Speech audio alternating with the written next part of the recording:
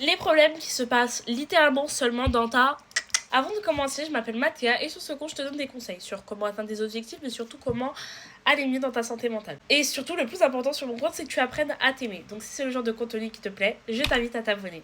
Le perfectionnisme, c'est le cas extrême où tu finis par ne rien faire. Tu te dis que tu dois faire les choses bien, les choses parfaitement. Tu dois te lancer quand tout est en ordre, quand tout est bien fait. Totalement faux.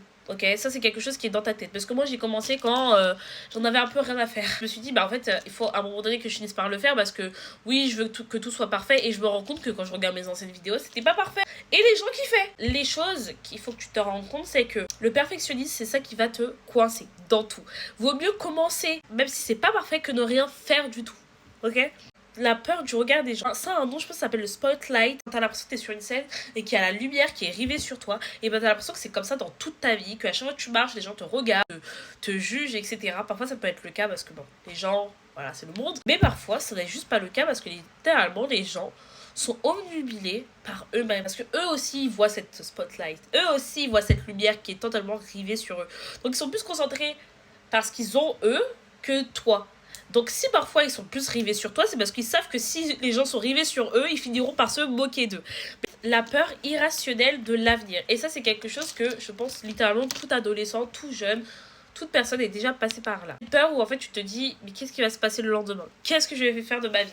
Et ça, c'est ok. C'est ok de le vivre. Mais ça, c'est un problème qui est que dans ta tête. Okay. J'ai peur de l'avenir, mais qu'est-ce que je devrais mettre en place pour me permettre de beaucoup plus me rassurer et me dire que bah, les choses vont aller dans mon sens. Et c'est là où en fait il faut beaucoup plus mettre des objectifs dans ta vie. Parce que les gens qui ont une peur irrationnelle de leur vie, de leur avenir, c'est parce qu'en fait ils n'ont pas d'idée.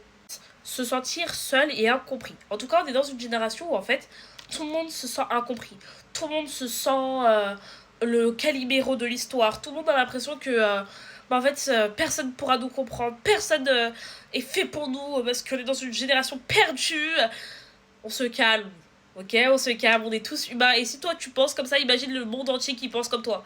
C'est pour ça qu'il y a des gens qui finissent par être des incels, qui finissent par être seuls parce qu'ils se disent que personne les mérite ou que personne pourra les comprendre. Et ça, c'est une peur irrationnelle. Et ça, c'est une peur qui peut revenir de très loin. Et que ces gens-là n'arrivent même pas à se rendre compte que c'est un schéma d'esprit qu'ils ont parce qu'ils ont juste peur, en fait. Ils ont peur. Et parfois, ça peut venir de plein de peurs que je ne pourrais pas analyser, mais que j'aimerais bien un jour.